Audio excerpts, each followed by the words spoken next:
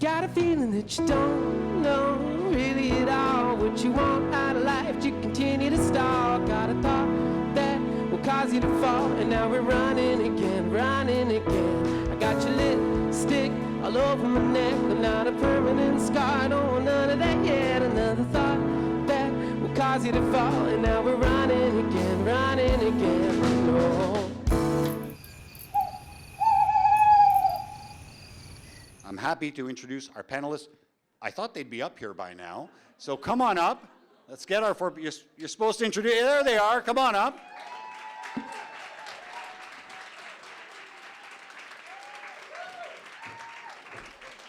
Oh, there, you have name tags. You've been assigned seating here.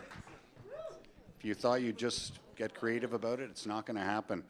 Okay, why don't we start on the audience's right, our far left. I'm going to get you to introduce yourselves, and I want just a quick little note, maybe let people know how long you've been in Ottawa, or Ottawa-Gatineau, because I like to kind of put it together, just for context-wise. Quende?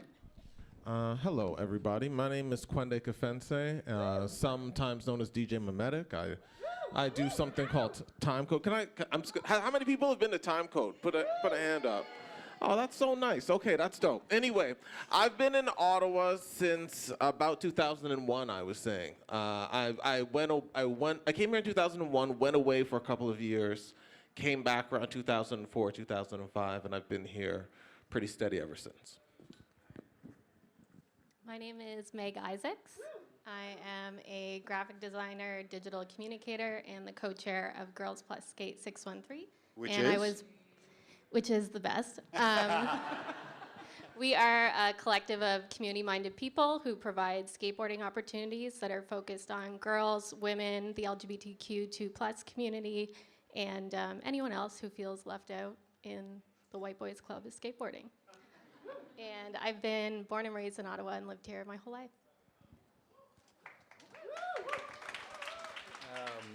Andrew Reeves at Linebox Studio Architects. Hold a bit closer. Yeah, closer. Yeah. Been all over Ontario, born and raised in Windsor, of all places. Came to Ottawa, left Ottawa, went back to Toronto, back to Ottawa, and I think we've been here about 7 or 8 years, but maybe we'll speak to this more later, but came back for a reason, and been here for what years. Reason? For a reason. Oh, a reason. Yeah. We'll have to stick around. Mysterious. Mystery.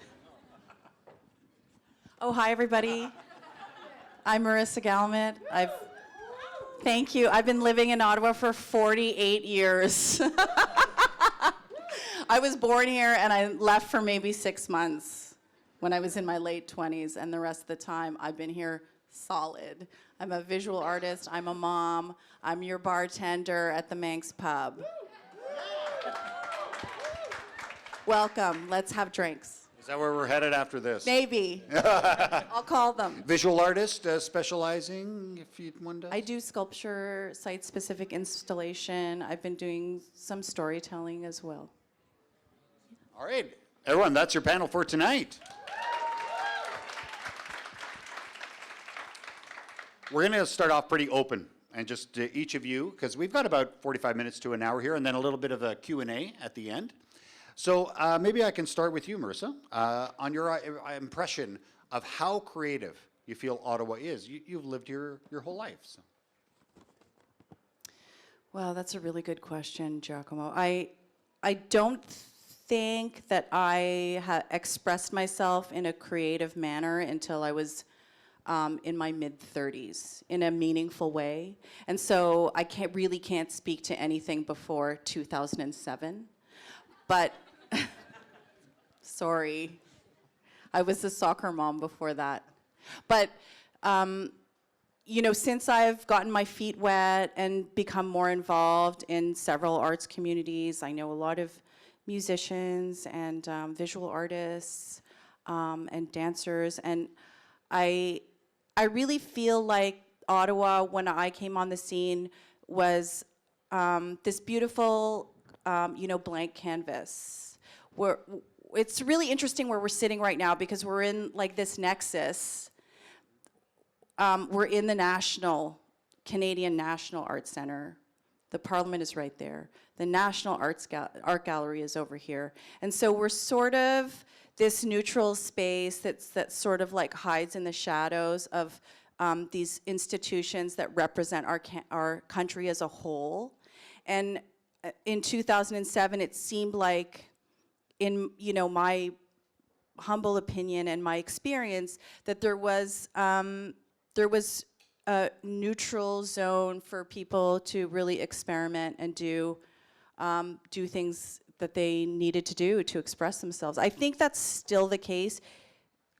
And I think that the DIY spirit is really thriving in this city because, like I said, we do sit in the shadows. And so, these big institutions steal a lot of our local thunder. But then there can then be the spin-off people searching more for that It's micro, a that hunger, local. exactly. Yeah. Like there's a real hunger, and there's a real hunger to find like really inexpensive spaces where we can hold space for artistic interventions. 'Cause And if everything is really big that you're It's- searching, exactly. the small can be attractive. it's writ large, yeah. Mhm. And we're going to be talking spaces in a little bit. Andrew, in your case, architecturally, Ottawa doesn't have the best reputation for being so creative. That's the perception. Your experience? Well, I disagree a little bit on that, but I want to echo what you just said, because I believe Ottawa, I always describe Ottawa as this kind of weird kind of center. We have cool European brother Montreal, and you have rich brother Toronto, and we're just this thing in between, and we haven't figured out what we are. But that is the exciting part as artists and architects and writers and musicians, that we have opportunity to create what that is, versus being in Paris, which is epicenter of the arts, but has such a history, and you can't possibly think that you have the opportunity to recreate where you want to go with things. Ottawa has an amazing opportunity not to have a script that we have to follow, and we can create that on our own, and that's extremely energizing. And I really believe that Ottawa is at a point in its career that it's finding itself, hopefully be more confident in itself, and I would think that that is the one thing that we're lacking from the food scene, art scene, architecture scene, that we're, as a group, we're not, which is kind of an ironic twist, that you don't want to be that arrogant person talking about yourself, but yet you want to celebrate what people are doing. So I find that a really exciting moment in Ottawa. So a blank canvas, it's working well, but we need a little swagger. Yeah, Where have I heard that before? Okay. No one got that. Okay. All right. Megan, in your case, how do you feel about the creativity here in Ottawa-Gatineau? I think Ottawa is a very creative city. You just sometimes have to dig a little or a lot. I found when I started hanging out with skateboarders was the first time I really felt free to be creative, and I think that's in part because people in Ottawa don't take us that seriously, but it can also be a strength, because if people have no expectations of us, or they weren't really paying attention, we could make things whatever we want. We could do whatever we want and create whatever we want. And I think, we see people finally getting recognition or notice for their creative endeavors, whatever they're doing. Like, people have been creative with food in this city for years, and they're just getting recognition for that now, or being highlighted in meaningful ways. Same with their art, same with whatever their craft or passion. So I think my perspective is a little different, because I come from a community of skaters where everyone is creative in some way, and it is a lot more open and receptive to different thoughts and ideas. But I definitely think Ottawa is a creative city. And Quentin, for your perspective in the culture scene, especially like your work at City Hall as well? Yeah. Yeah, it's interesting because for me, I came here from the GTA, like I said, in 2001 for school. And yeah, I mean, I came sort of, I guess it was my first time. It was the first time that I really lived anywhere that was sort of in that mid-sized range. So that was sort of like an interesting thing for me to just acclimatize myself to. But once I did, I quickly sort of recognized that all of the things that I was engaged with in the GTA were here, just in different kinds of quantities and different kinds of configurations. And so that was interesting to me as well, because it gave me an opportunity to connect with those things in a different kind of way. And once I really was able to make a solid connection, both with the music scene through DJing, but then also to other things, like when I was doing journalism for the Ottawa Express, RIP. I was I was also sort of like involved with a lot of different academic pursuits, and then I think part of what was interesting for me was the ability to sort of do all of those things. And I realized that, if I was in a different kind of city like Toronto or London, where I ended up living for a little bit while I was doing a degree, that, there's I don't know how to put it. I guess it's like a scale of intensity that sort of forces you to choose a direction. And I think here, there's an opportunity to sort of be many things. In a way that you can't in a city of a different kind of scale, and that was something that I enjoyed being able to take advantage of. Okay. We're going to focus on one area, which is the spaces part, and kind of, Marissa, you talked about being in the shadow of the crown, right? We've got the crown in town, but we've seen in recent years some spaces that open up, like this space, for example. Here you have the Ottawa Art Gallery, the SAW Gallery. You have other places too, like the libraries that have got 3D printers that are being installed, maker rooms and such. Sinkhole is another little small gathering place like that. So why does that generate a laugh? Oh, it's a sinkhole, yes, referenced earlier. It's a place, but they spell it Sankhole, like sink, yes. You've tried it out in Hintonburg? Okay, check it out. Google it. There you go. But Andrew, given that you're our architect on the panel here and kind of spaces, beyond just the space itself, and others can jump in as well here, but I'll start with you. What do you feel is needed as far as the resources there to actually foster creativity beyond just the space itself? Well, I think there's different realms, right? There's the public realms, and there's larger monumental buildings that create cities. And Linebox is desperately challenging and trying to be optimistic and trying to push what we can do without getting into the politics and all other things. On a short little note of spaces in Ottawa and larger products like LRT and other things, there is a serious flaw in the procurement and how creativity is valued. RFP process and procurement process. If City of Ottawa wants to kind of do a good little Google search, Toon Dresden is championing how people are selected, from artists to architects to musicians, when it comes to public funded money. There's a lot of reform that needs to happen, but what we're trying to do at Linebox is focus on what we can do and where we can challenge the city and how we can make better spaces and make places that we firmly believe will make a difference for the community and wrap everybody into it. Is there a particular example that comes to mind of exactly that, of putting those resources in place, making that investment? Well, I mean, yeah, I mean, it's there's a contrast in the happening in the city right now. There's insanely cool things happening with ZB developments and what they're trying to do with bee harvesting and sustainability connection, and developments that we're involved with more on the private level. Public side of things, we don't submit. We're not a part of the process because we feel the process is flawed. So we avoid those, and we try to connect ourselves with people that believe that design matters and spaces matter, and we'd rather connect with those people. And unfortunately, we haven't submitted for any kind of public RFPs, and we'd love to, but until the system is corrected and value has a real value, we'll avoid it and stay with our little cool friends and family that are making a difference. And right now, that's our little bubble, and we'll stay there. Quinde, I see you got the mic close. Yeah, You want to weigh in? I have a couple ideas about this as well in terms of the kind of things that are needed to think or to be able to develop more creative spaces. And I think a big part of it, I think is research, is sort of better and more informed research and sort of a more informed way, or I guess a more informed consultative process.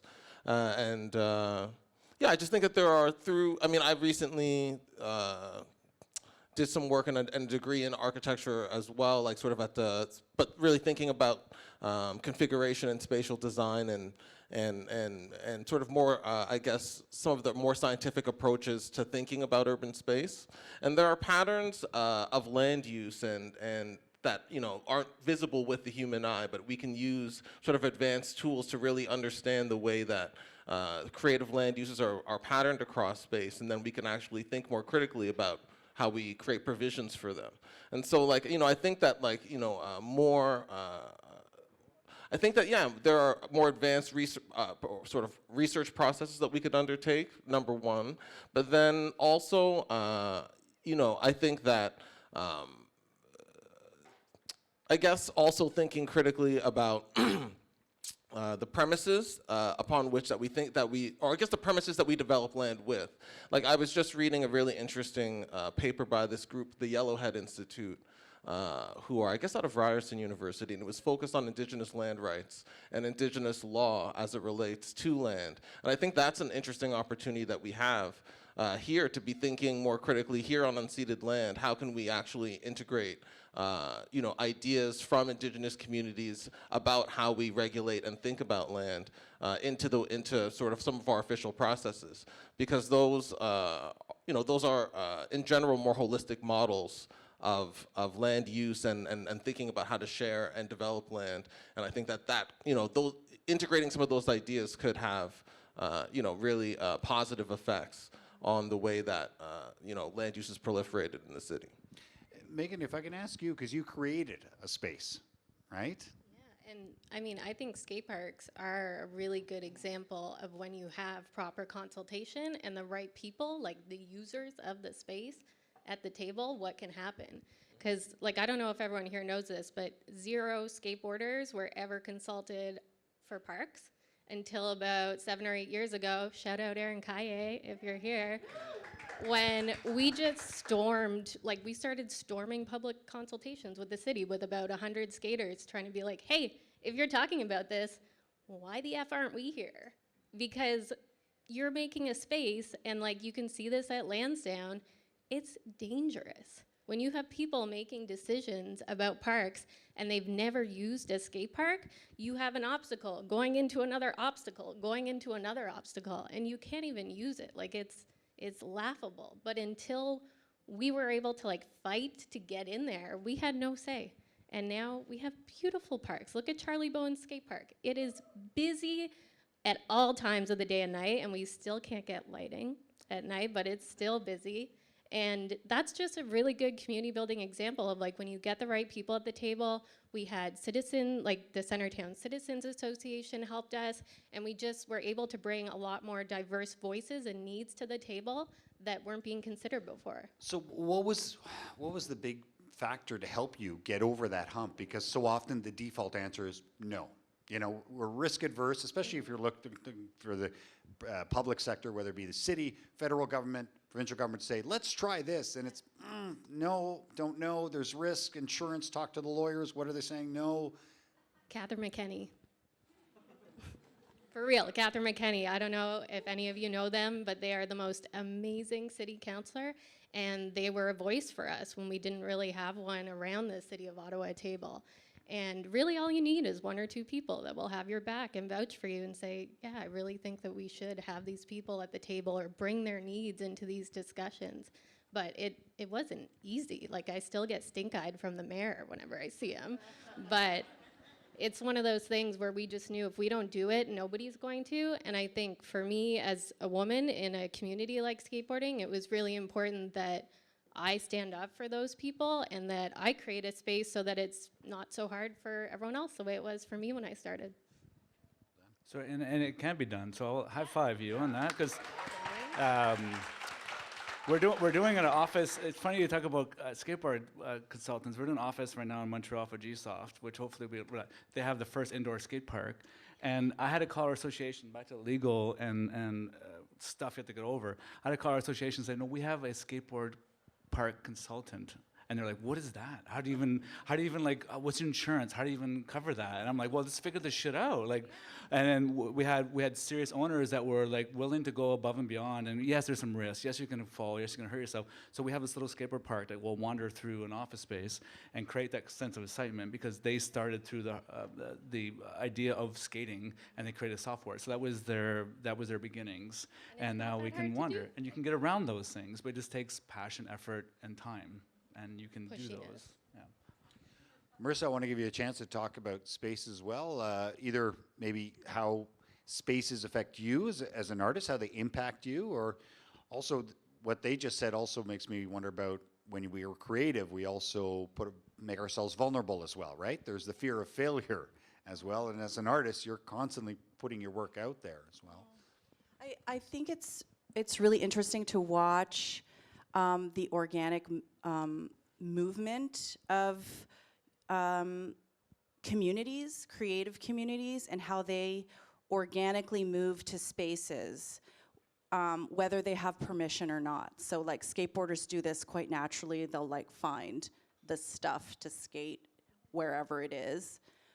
Time Code has moved to countless, has been hosted in countless amazing restaurants where maybe there wasn't music before, and I've curated work in like non-gallery spaces, and there are murals going up in a lot of places where maybe they shouldn't. And I think that we would be better to actually look at how our creative communities use space first and then make decisions, and then follow. I mean, it's always been my belief that creative communities are like worms, and we don't have any money, so we'll go to wherever's cheap and we will compost the soil and make it rich. And then right? And then they want to build condos there because we made it cool. So I mean, like, let's think about that. And I mean, I think that really needs to be honored. And I had this idea that I thought I could retire on, which was that the developers really should be consulting with local creative communities and saying, okay, where is it that you want to be?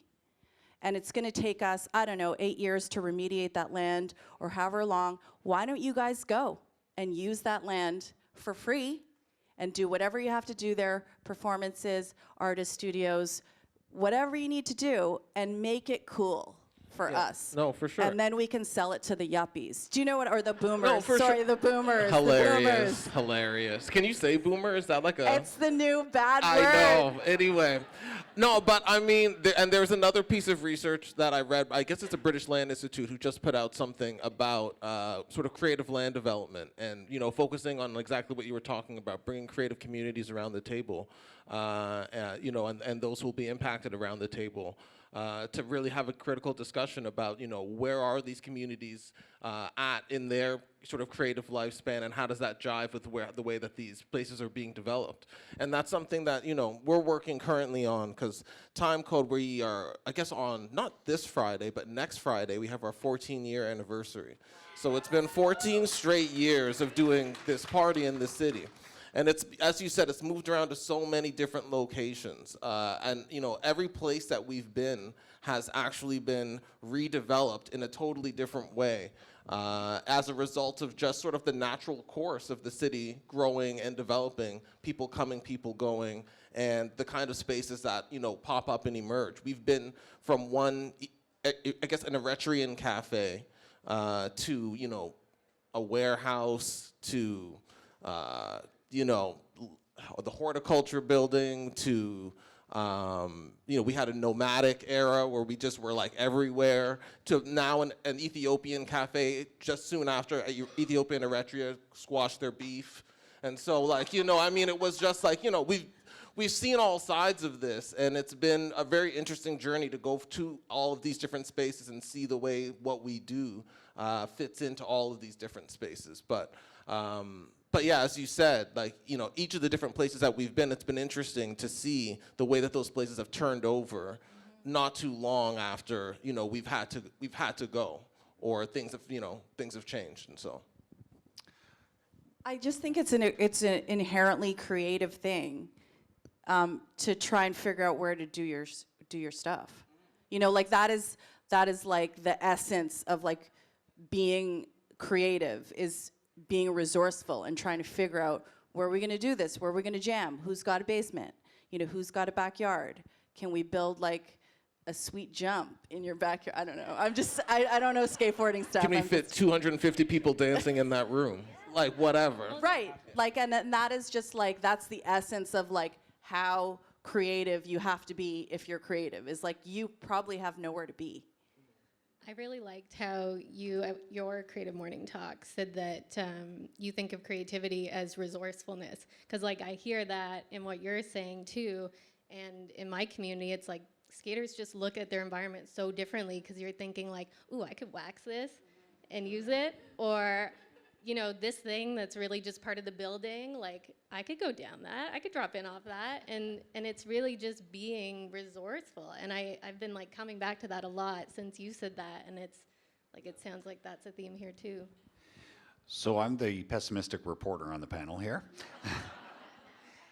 How do you do this, though, in a city where, like I say, people are adverse to risk, right?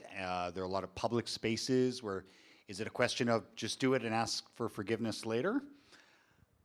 That's a big part of it, yeah, for sure. I mean, you can't be scared if you wanna do what you wanna do, like, you know what I'm saying? And so it's one of these things where, yeah, like, you know, you do it and you see what happens. This is the guy who works, Who works for the city. I'm saying this straight up. It's all good. I understand this, but it's like, you know, that's a part of it, you know, being able to, in some ways, creatively push these boundaries in a way that, you know, keeps everybody safe, but at the same time isn't unreasonable, you know? And so... And in some cases provides a safe space. Exactly. And so, you know, and I don't think there's anything wrong with necessarily challenging that. Sometimes it's costly, of course, like, you know, but yeah, I mean, ultimately, for us, as far as, you know, the things that we do, you know, we've been at it for 14 years now and have a good sense of sort of what level of risk we're comfortable with at this point in our careers. But at the same time, you know, the level isn't zero, and I don't think it should be. I want to leave enough time for our other topics within creativity here, and collaboration. So maybe I can start with you, Marissa. When it comes to collaborating with other artists or enterprises and such, how do you make sure you're staying true to your creativity? Oh man, Giacomo, it's tough. I mean, I feel like collaboration is a skill. It's not just a thing that we should all like just inherently know how to do. We don't. It's really hard if you have strong ideas, you have strong vision, and you know, I've collaborated with people that I love and respect deeply who have mad skills, and it's been hard. You know, they've picked up where I have dropped the ball, they've saved my bacon, but at the same time, it's very, communication has to be really strong. And I think that it's really important to advocate for your own ideas and not forsake them in the name of like harmony necessarily. I mean, you might have to. You probably might have to. I certainly have. But at the same time, I think working side by side with a co-collaborator is super enriching. There's so much to learn. There's so much to learn about yourself, about how you react, how you communicate. it's not an, I don't find it, I mean, my work, a lot of the time my work is I'm by myself. I'm writing stuff by myself. I'm making stuff by myself in my studio. And so, you know, bringing editors or collaborators into the mix is like, it's a bit touch and go with me sometimes. But I mean, I am a people person. I like to have friends, so. You're the only one who laughed at that. Yeah, I know. Everyone's like, no, she's not. Anyway. Yeah. But Megan, you were nodding a lot during Marissa's response to that. For you, when it comes to staying true? I feel what she's saying, because it can be really difficult when you have your vision and your own kind of set in your mind of how something's going to go or how a project's going to turn out or any kind of creative endeavor. It's really hard to let other people into that, and it requires a lot of vulnerability as well. And I know when we were starting out, like, our girls programming and really expanded that so that, like, all identities are welcome, collaboration was a necessity. Like, we could not do that on our own. We had no resources. We were a handful of people. We all had full-time jobs. We all had side hustles. And so we really had to rely on our community. And, you know, like, we have had like a core skate shop that's been very supportive, and without the structure that they provided, we couldn't have done any of this. And maybe sometimes it felt hard to have to take a handout from a bunch of guys, but knowing that they're doing that because they support what we're about and they know at the end of the day that it's really important, like, that's what makes it work. But that's not to say it's not, like, very challenging. And like Marissa's saying, like, you wanna be a nice person. You wanna be that people person that has friends. But sometimes, like, I've had to put my foot down and be like, yeah, no, we can't have that kind of wording. Like, do y'all go on Twitter? People get mad about everything. Like, no, we're not putting that. Like, we're a group that is for inclusivity. And when you're fighting against people within your community that share most of the values, but maybe not all of them, it can be a really challenging thing. But at the end of the day, like, we're all in it together, and we support each other. And Andrew, maybe a final thought on collaboration, because in your case, and you know, it is your livelihood as well here. Sometimes you're said you got to get along. Yeah, no, I mean, for me, that's collaboration is pretty much the key of everything we do. Maybe it's born and raised in Windsor, where you're a factory town, and you appreciate what it takes to make something. And it's not just the design of a car or the fabrication or the metal maker. It's everybody. And so at Linebox, we've been for pretty much, we would be nothing without collaborating with clients, their character, and people and makers and trades and bricklayers and artists. So we've been striving, and we're privileged enough with doing larger projects that we can bring in skateboard designers and make sure artists are part of our architecture. And without that, there's no soul. Without that, there's no that friction and that thing. Without it, there's nothing.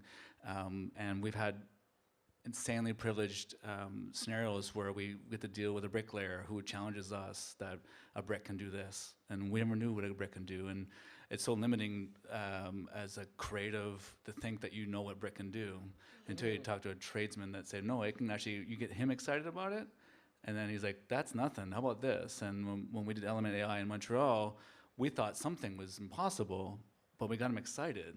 And then he showed us, no, that's actually something that, you know, can be, you know, this twisted column that we never thought physically possible.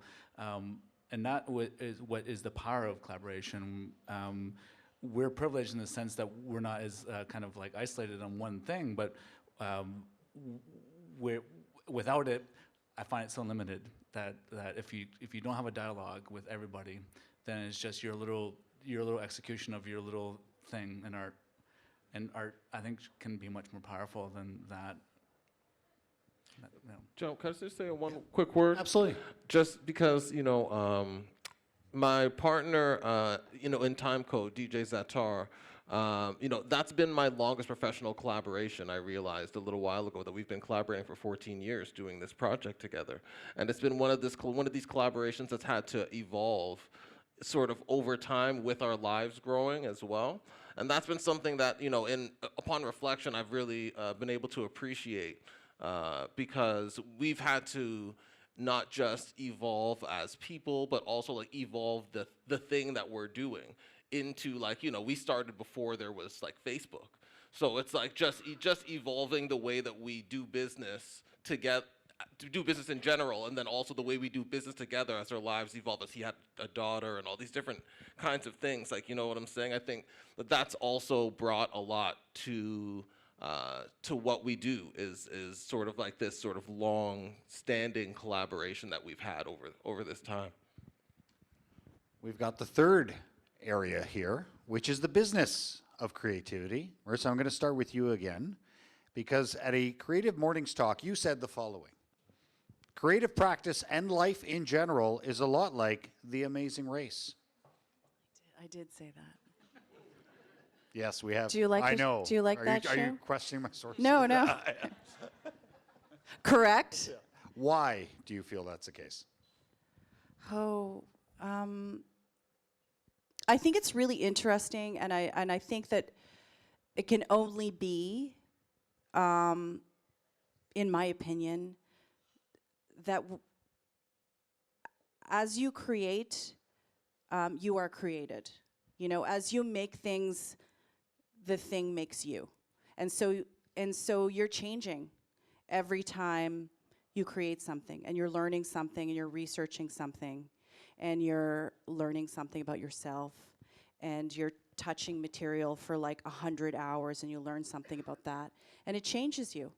And so, it's all good and well to have a career path plan, but I don't like to think about our careers as careers. I think of them as practices. And so you move from, one part of your practice to another, and you might end up like a musician at the end of it, or a dancer. Eliminated. Or off the island. Off the Or island. I don't know. No, that's not it. That's a different show. But yeah. So I think that it's kind of built in. I think if you're going to be an honest maker, to not have a preconceived idea of what it is your work is going to look like in 10 years, or what you're going to be, or what you're going to believe in necessarily in 10 years. Yeah, well, there you go. I mean, I started out studying mechanical engineering. So there you go. Graduated, don't wear the ring, but here I am now. So yeah, I know, crazy. All right, wasn't expecting that. Okay. Who else wants to talk about the business of creativity as far as kind of making it work? Well, I mean, in my job for the city, my job title is Cultural Industry Development Officer. So it's sort of working out the way that cultural and creative industries develop and manifest themselves in our city. And sort of one of my bigger projects was about the music industry and developing the city's music strategy and sort of seeing that roll out, the Music Industry Coalition and all of these kinds of things. And so that was like an interesting lesson or an interesting learning process for me in terms of just thinking about I guess there's a tendency to think about some of these things in sort of mechanical terms, in terms of, like value chains and, all of these sort of conceptual tools that we use to think about the ways that industries work. But one of the most powerful things and one of the most powerful moments in the whole process and roll up to developing that strategy was just convening the industry and bringing all the different components of the industry together in a room. And it was so surprising that how many people from the industry had never met each other before.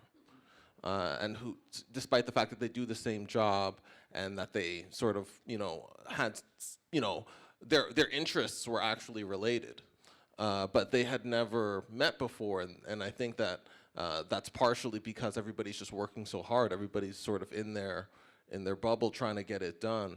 And once people were able to see each other and meet face to face and recognize that it's like, oh yeah, we do have like an industry here almost. Like, wow, okay. And then that was that was the impetus for driving that whole thing forward into where it is now. And so. Yeah, I think that recognition and that capacity to to be convened is something that's powerful when thinking about how not only, just the business, but the industry more broadly can work and come together. Andrew? Well, I definitely want to chime in here because it's in my world, there are the realities of lawsuits and legal and cities and code and all the factors that some people tend to avoid or fragment. And our industry has been very guilty over the years. Architecture has been fragmented into specialty consultants, to code, to licensing, to whatever, rather than embracing design. And design, like this room, should be successful on all levels. Good lighting, good acoustics, good scenery, good texture, good art. It has to be everything. So what Linebox has done is kind of twisted that on its head and said, well, why are we avoiding complexity and why are we avoiding being accountable? And design is everything, and good design is everything. So what we've done at business level, and I think a lot of private sector people have appreciated this, is that we absorb all that complexity and that risk. And instead of fragmenting into always specialty consultants, we're one, and we'll design you a space, a good space, a great space. And if we fail, we fail. And there's no but them. And I think if you are trying to sell your skill, your art, your whatever, is to be proud of it and promote it, and not the buts and ands and other things. And I think private sector people will start to appreciate that that's what it is, and you absorb it all. And there's a business case for art, there's a business case for innovation, and a business case for value. And if you can prove that anyone who invests in either public money or private money, there's a return on those things. That design matters, a piece of art in the park matters, and a space matters. All these things matter, and you can prove it through financial returns and through quality of space, through all the factors that you want to. You can prove it, but don't just be somebody that talks about it and then says, oh, well, how about that? Oh, that's somebody else. Well, can you prove it through that? Oh, that's somebody else. If you can prove it internally with your own forces, either one person or 100 people firm, then the other side looks at it and goes, no, wait, I can invest in this. And that makes it easier for them. So what I'm hearing, and correct me if I'm wrong, is that hindrance to creativity is silos and specialization in some ways. That people become too focused on one thing and don't have the appreciation. Well, I mean, I don't want to be like, stomping the ground, but I mean, every restaurant we fucking designed has been awesome and not closed, like, whatever, I've seen a lot of other ones close, and I've seen a lot of offices and a lot of houses that have sold for a lot more than when we designed them for. So I'm not here to be bashful about that. Design fucking matters, and art matters, and things matter, and music matters, and you sell fucking records, and people make money, right? Like, there's return on this stuff, and we got to stop. And back to Ottawa, we got to stop being bashful about how good we are. The food scene in Ottawa I've been everywhere, and all the chefs I've designed for, I've been to all those other countries and other cities, and we're doing better, and the architecture scene is doing better, and there's a lot of cool stuff happening, and it's not just about like kind of cool, kind of fun. It is, these things have good returns, and we can stomp our ground on good art, but it really can also be a proven business model. And sometimes as artists, it's a weird thing where you divorce yourself between proving that your art and your thing have mattered. Like how many times you have to prove an example of a piece of art that's sold for X amount of dollars versus what it was? Even when it's about putting your business hat on, nothing else. Like, these things do matter, and good quality things matter. And it's proven.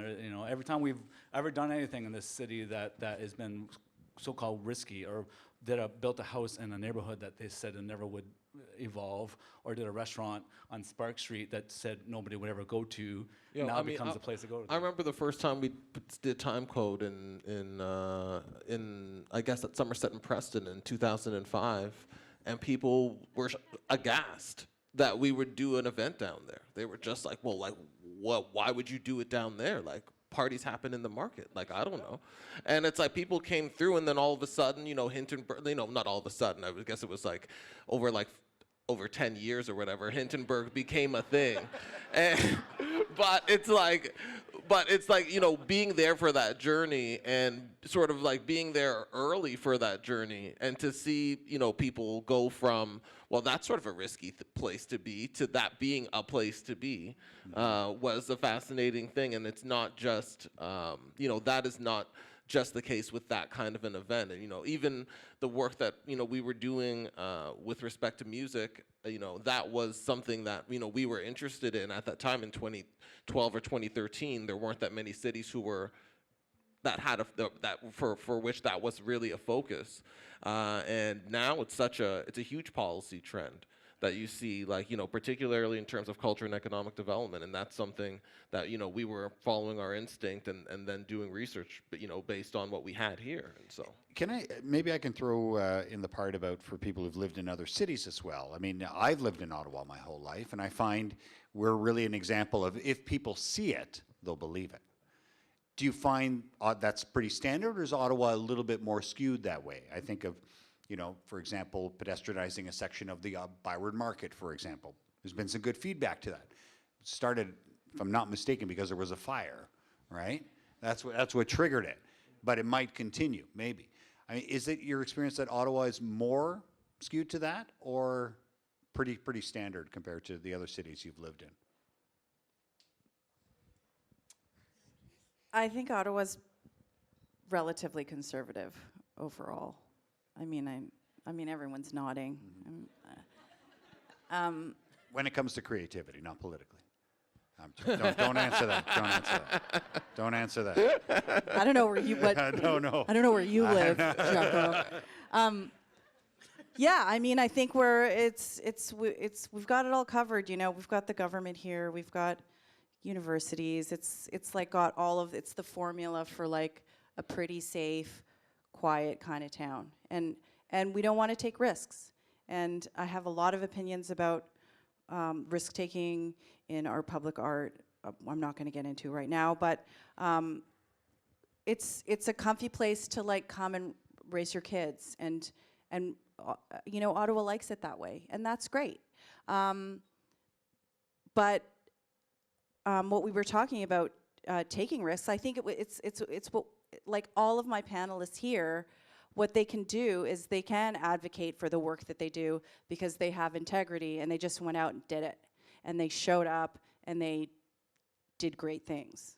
And so I think what you were saying with it, well, I mean, you kind of have to show Ottawa that it can be done. I agree with that 100%. I don't think that there's a lot of imagination when it comes to like dreaming up what the possibilities are necessarily here. And I mean, I really think that's the role of creative people in every city, is to like imagine what could be anyway, right? Well, like Megan was saying, just barge in there, tell them what to do. I mean, right back at you as well. Like, Marisa is someone who is a huge inspiration to me in terms of someone who just goes out and gets what they want. And even if the business or the industry hasn't caught up, you can still do that. Like, I mean, 15 years ago, how many people here saw any women or non-binary people skateboarding around their neighborhood? And how many do you see now? Yeah. And we just figured, like, this is happening, this movement is happening, whether the skate industry is picking up on it or not, whether skate shops are picking up on it or not, it's happening, like, regardless. So we started doing that, and what you've seen the last couple of years is big business catching on. Like, you see women skateboarding on TV. You see it in fashion ads everywhere now. It's like a cute little prop. My wife's longboards that work every day. So. But I think also, like, from my perspective, as from my perspective, doing like the cultural industry stuff, though, I think that that part of the challenge here is that there are a lot of people who are great craftspeople, and people who are great at what they do, but the industry side and the component where we can actually put real resources into the system so that people can really be making livings off of this. That infrastructure is something that I think is to be built in the next stage of the city's development. where people can actually, because as you said, big business is catching on to all of these things, and markets like Ottawa are the kind of markets that big businesses are actually looking at. And if we don't, build the infrastructure so that the communities that are practicing this stuff and that are actually doing it on the ground can benefit, it's just going to be like people from outside who will be able to extract value from here, as opposed to people from here being able to create value for here. Well, Like, your wife should feel safe skateboarding, longboarding to work, but do we have the structure within our city for that to happen? No. Like, I rarely street skate anymore because I've had so many close calls and so many aggressive drivers and so many people that don't understand, like, this space is mine as much as it's yours in your sedan. So. And Quende, what you were talking about as well, as far as taking that opportunity, we've talked about fertile space and opportunities here. So we have to wrap up this part of it before some questions, but there's certainly in the audience here people who are either just starting out on their own or looking to make that leap. We talked about that at the beginning and across those. You're all creative people. You've made a career out of it. What's your advice to someone right now who's thinking of making that step, taking that step and putting themselves out there like that, taking that risk? Who wants to start us off? Yeah. Andrew. No, Quende. Go. I would say, I don't know. I mean, oh man. See, I'm blanking. I gotta pass it. Megan. That's okay. We'll come back. We'll come back to you. Come back. I would say don't limit yourself, but also be very patient with yourself. It took me a long time to get financially comfortable enough to just do art. Like, it didn't happen. I had to, like, slug away at government jobs and save my money and, like, kill my soul to be able to do this. But it was worth it, and it's great. So, like, be patient with yourself, be kind to yourself, and don't limit yourself. Andrew? I think it's for anyone in my industry anyway, they're going to go after it. It's like, I think it's like a constant. I don't know if it's balance is the right word. Balance balances out over time. But I look back at my career anyways, is that the ignorance was bliss at the beginning, and to go with it with raw emotion and talent and ambition, and then constantly make sure you adjust that for the realities of all the rest of the world that impacts those things. To make sure you're stable, make sure you're not set up for unlawful things or creating companies that if you want to, especially now where we are, we're in 3 cities and 30 people, you can't just be as kind of like, let's go get it, let's just do this. You have responsibilities for everyone you employ, everyone is a part of this mission that we're on, and we don't sacrifice, we go for it, but you have those things. So that bar kind of changes over time. So it's kind of like more like a Buddhist thing, where it's just like just kind of judging where you are at that particular moment in time. But you definitely, I think, you need some rawness and some inexperience is a good thing. Because what I look back on the career is like some of the things we did, where we built 3 houses on spec and invested your own money. And I look back at myself at a 20-year-old, I would never tell myself to do that again, because there's a lot of bad things that happen. But I think everybody's expressed that on their own things, is that the ignorance is the thing that has propelled you to get to the next level.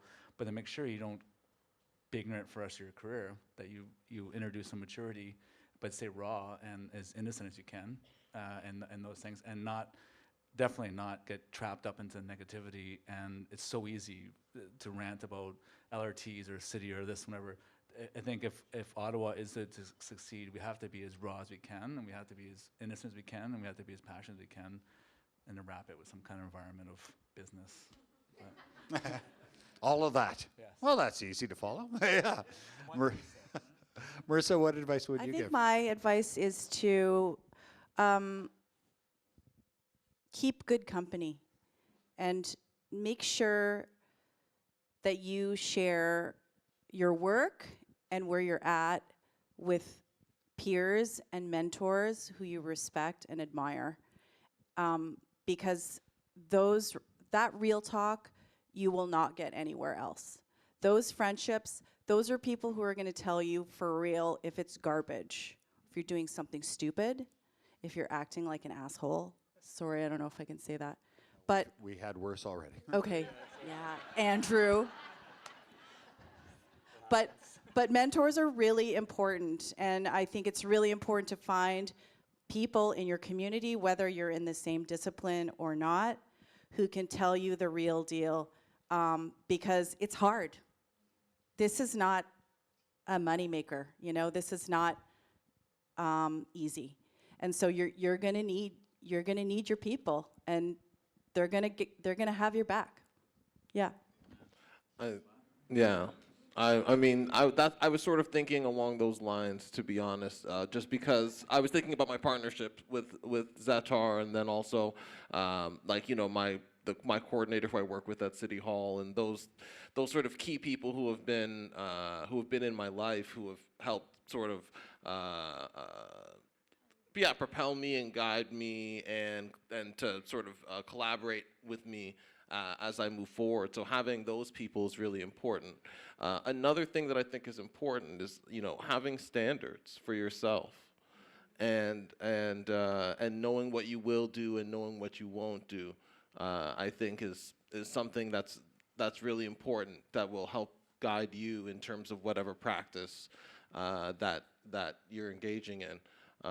Because yeah, like, you know, all the stuff that you're doing now. And you don't want to think about this, because I agree with you in terms of you want to have some sort of innocence and freedom to what you're doing, but ultimately what you're doing now is your legacy tomorrow. You know what I'm saying? Like, I didn't know that doing this party would be like a thing about me. Like, you know what I'm saying? Like, it was just something that we were doing as part of our practice as DJs, and I didn't know it would be a thing in this, you know, in this city, or yeah, in this context. But yeah, you know, the way that we did it over time resonated, because I think that we had some sort of standards about the way that we approach things and a way that we did them, and I think that that's important for anybody who's endeavoring in a creative practice, to have a way that you want to do it and do it that way. Just one thing you just said there, because I remember my mentor told me this. He said, when I left to start Linebox, he said, you have opportunities, many opportunities, but it's in the art of business and your development is knowing when to say no, not to say yes, and when you say no. So when things come across your table and say, this doesn't smell right, doesn't look right, doesn't whatever, saying no is way more difficult, especially when you understand that has financial connections to it, and doing whatever you got to do. Saying no is much more difficult than yes. But. Thank you for those tips. I'm just going to check in and see how much time we have for some little Q&A. Time for audience questions. Okay, yes. Hello, audience. Okay. So Amber has a microphone here. Amber with CBC Communications. So you just want to put your hand up if you've got a question for our panelists. We've got one at the back, way at the back there.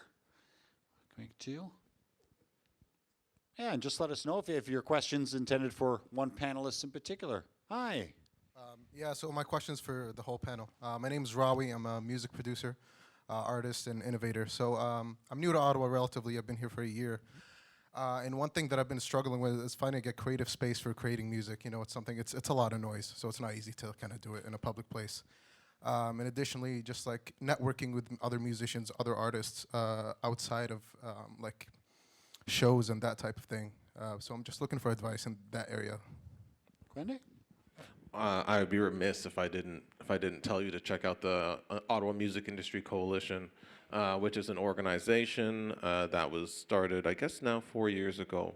If you just look up ottawamic.com, it's here. The organization exists to sort of bring together and network people who are in the music industry and advocate for the music industry at City Hall. So I would say check that out.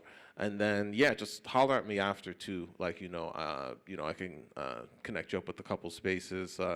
Depends on what you're looking to do. But yeah, there's a range of stuff. There's also, I don't know if this, sorry, I'm getting caught up in city emails in my head. I'm not sure if this thing actually is out there or not. But I'm going to chill on that. We'll talk after, man. We'll talk after. Yeah. We'll talk You talk to me. Talk to CBC, okay? Come and talk to me. Thank you for that question. We got someone else up here? Yes? We'll just get the microphone to you there. Good evening. Hi. Is it on? Oh, yeah. Okay. Hi. My name's Nick. I'm a boomer who works in the planning. You can say that. It's the first step. It's the first step. And I work in the planning department at the City of Ottawa with people whose souls have yet to be crushed and who bring their creative energies to their jobs every day. I just wanted to say that. There was a referral earlier to Toronto as kind of the rich city, Montreal as the metropolitan, cool city. Since pre-colonial times, Ottawa has been a meeting place for Indigenous peoples, the meeting of three rivers. Is there something in that that could be a central part to Ottawa's identity? Andrew, or, I mean, anyone, but I'm thinking, Andrew, if you've got some thoughts on that. Yeah. Ottawa has so many unlimited possibilities of what it can do through physically, geographically, where we are, and it's not a mistake that this was the capital for the rivers and for the lakes and everything else. And if you compare it to other world capitals, especially physically, as an architect, I gravitate to where the lie and lands are and their environment, and your environment is your physical and wind and sun and earth. We have so much opportunity on that level alone, and to connect that to character and history and storytelling and things of that content, it's unlimited.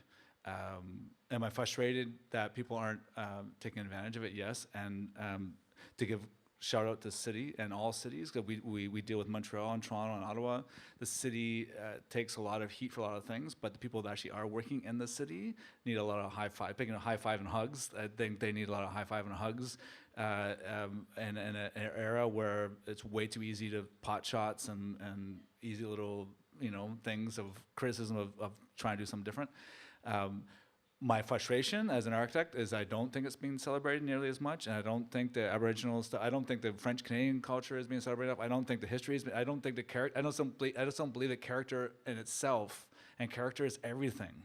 There's not one is being celebrated enough, and it gets down back to the too quick to the easy, condo development, easy source of revenue. I need this and taxation and whatever, and I get it. It's business model, but if it has to be wrapped around a shroud of something and grounding, and then there's this weird connection that maybe people, no one knows why it is, but there's something connects everybody, and if you do it right, it can be that powerful, and I believe in it, and we're trying to stay that on that positive level. But you're 100% right that it's something that's not being celebrated nearly enough. And just quickly to that connection between the two cities, I know that at least in the music industry, along that corridor, Windsor, Toronto,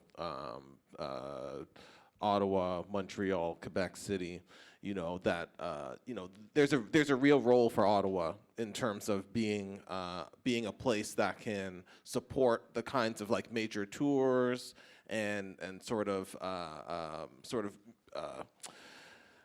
that scale of music industry event. But again, there's an infrastructure piece and sort of like a labor market piece and all sorts of development that needs to happen. And like I said, that's sort of about the way that this local industry is able to actually, generate value as opposed to sort of like a bigger business extracting value from this community by just sort of, being able to parachute in. Thank you for that question. It's interesting you mentioned missed opportunity or opportunities, and I thought maybe missed opportunities too, because as an observer, you talked about the meeting of the rivers and such, and along our rivers here in Ottawa, we have 4-lane expressways and a very narrow multi-use path that's crowded and people are jostling for. But we've heard the NCC turning that maybe into an urban park and more reclaiming of the riverfronts that we've heard about. So certainly an opportunity there maybe that the city will see over the next 10 years, how that evolves. I think we do have one more time for one more question. If we have someone, there's at the back there, someone has got a question.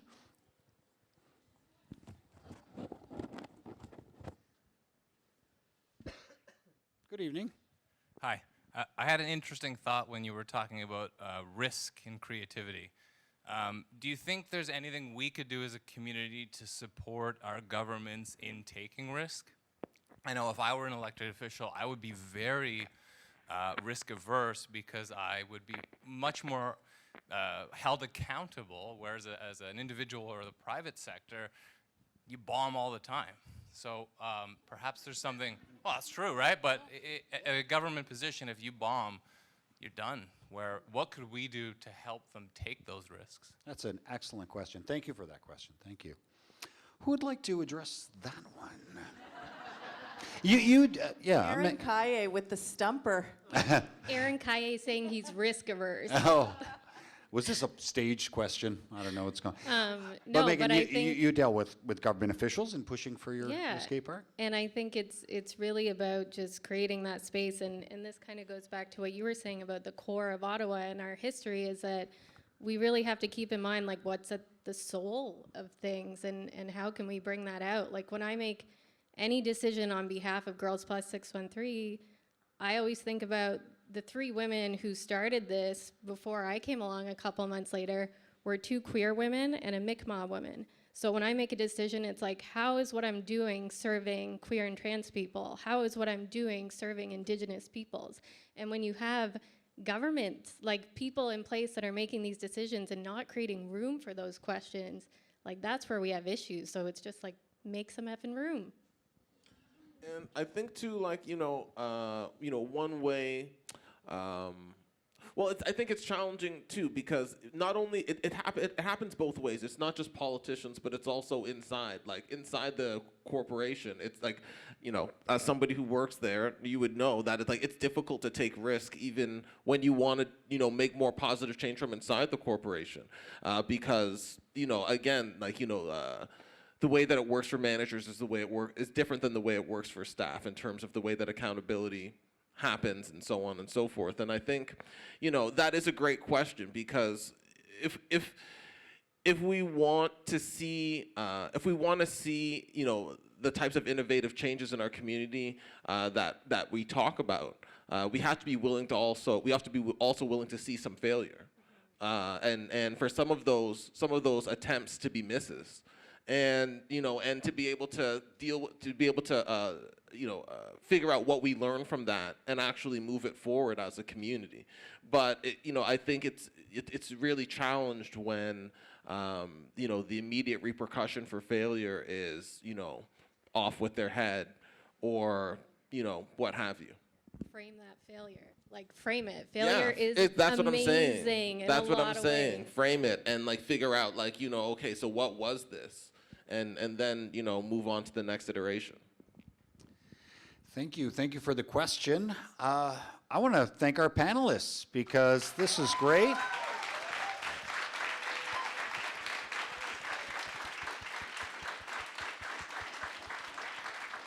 You were all invited up because you're creative people. You've achieved success. You've probably had failures too that we didn't talk too much about, but that would have been more fun. Would have been more fun. But I want to thank you not only for being part of this panel and being here tonight, but also for making Ottawa more of a creative city, but also community. And I think that's what it comes down to. You've really contributed to our community, and you're to be commended for that. So thank you very much.